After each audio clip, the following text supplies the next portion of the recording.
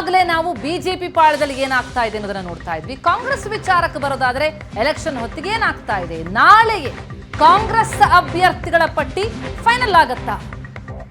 ದೆಹಲಿಯಲ್ಲಿ ನಾಳೆ ಕಾಂಗ್ರೆಸ್ನ ಕೇಂದ್ರ ಚುನಾವಣಾ ಸಮಿತಿಯ ಸಭೆ ಇದೆ. ಸಂಜೆ 6 ಗಂಟೆಗೆ ಹೈ ವೋಲ್ಟೇಜ್ ಮೀಟಿಂಗ್ ನಡೆಯುತ್ತೆ. ನಾಳಿನ ಸಭೆಯಲ್ಲೇ ಕರ್ನಾಟಕದ ಲಿಸ್ಟ್ ಕೂಡ ಫೈನಲ್ ಆಗತ್ತೆ. ರಾಜ್ಯ ನಾಯಕರ ಜೊತೆ ಹೈಕಮಾಂಡ್ ಚರ್ಚೆ ನಡೆಸಲಿದ್ದು ಸಿಎಂ ಸಿದ್ದರಾಮಯ್ಯ, ಕೆಪಿಸಿಸಿ ಅಧ್ಯಕ್ಷ ಡಿಕೆ ಶಿವಕುಮಾರ್, ರಣದೀಪ್ ಸಿಂಗ್ ಸುರ್ಜೇವಾಲಾ ಭಾಗಿಯಾಗಲಿದ್ದಾರೆ. ಈಗಾಗಲೇ ಕೆಪಿಸಿಸಿ ಮೀಟಿಂಗ್ನಲ್ಲಿ ಸಂಭಾವ್ಯರ ಪಟ್ಟಿ ರೆಡಿಯಾಗಿದೆ.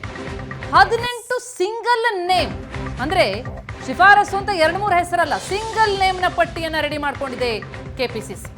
ನಾಳೆಯ ಸಿಇಸಿ ಸಭೆಯಲ್ಲಿ ಕೆಪಿಸಿಸಿ ಪಟ್ಟಿಗೆ ಅಂತಿಮ ಮುದ್ರೆ ಬೀಳುತ್ತಾ? ಹಾಗಿದ್ರೆ ಈ ಮಧ್ಯೆ ಜಯರಾಮ್ ರಮೇಶ್ ಅವರ ಟ್ವೀಟ್ ಕೂಡ ನಾವು ನೋಡ್ತಾ ಇದ್ದೀವಿ. ನಾಳೆಯ ಸಿಇಸಿ ಸಭೆಯಲ್ಲಿ ಕರ್ನಾಟಕ ಕಾಂಗ್ರೆಸ್ ಅಭ್ಯರ್ಥಿಗಳ ಪಟ್ಟಿ ಫೈನಲ್ ಆಗುತ್ತೆ ಅಂತಲೇ ಹೇಳಲಾಗ್ತಾ ಇದೆ. 18 ಕ್ಷೇತ್ರಗಳಿಗೆ ಸಿಂಗಲ್ ನೇಮ್ ಪಟ್ಟಿಯನ್ನ ಕಾಂಗ್ರೆಸ್ ಈಗಾಗಲೇ ರೆಡಿ ಮಾಡಿಕೊಂಡಿದೆಯಂತೆ.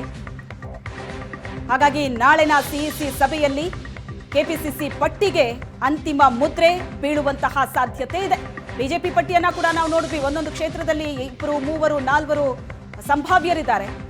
ಅದೇ ನಾವು ಕಾಂಗ್ರೆಸ್ ಪಟ್ಟಿಯನ್ನ ನೋಡೋದಾದ್ರೆ ಬೆಂಗಳೂರು ಗ್ರಾಮಾಂತರ ಡಿಕೆ ಸುರೇಶ್, ಮಂಡ್ಯದಿಂದ ವೆಂಕಟರಮಣ ಗೌಡ, ಒಕ್ಕಲಿಗ ಸಮುದಾಯದವರು ಸ್ಟಾರ್ ಚಂದ್ರು ಅಂತಲೇ ಖ್ಯಾತಿಯನ್ನ ಗಳಿಸಿದವರು. ಇನ್ನು ತುಮಕೂರಿನಿಂದ ಮುದ್ದ ಹನುಮೇಗೌಡ, ಒಕ್ಕಲಿಗ ಸಮುದಾಯಕ್ಕೆ ಸೇರಿದಂತವರು. ಸಂಭಾವ್ಯರ ಪಟ್ಟಿ ಇದು. 18 ಕ್ಷೇತ್ರಗಳಿಗೆ ಒಂದೊಂದೇ ಹೆಸರನ್ನ ಈಗಾಗಲೇ ಫೈನಲ್ ಮಾಡಲಾಗಿದೆ. ಮೈಸೂರಿನಿಂದ ಎಂ ಲಕ್ಷ್ಮಣ್ ಕಣಕ್ಕಿಳಿತಾರ?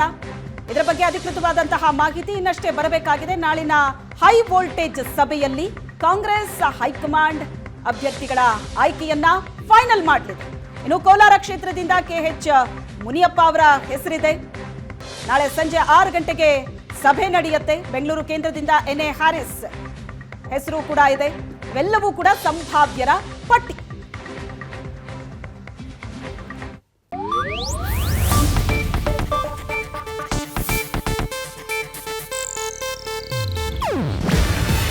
ಇದು ಏಷ್ಯಾನೆಟ್ ನ್ಯೂಸ್ ನೆಟ್ವರ್ಕ್ ಪ್ರಸ್ತುತಿ. ನೀವು ನೋಡ್ತಿದ್ದೀರಾ ಏಷ್ಯಾನೆಟ್ ಸುವರ್ಣ ನ್ಯೂಸ್.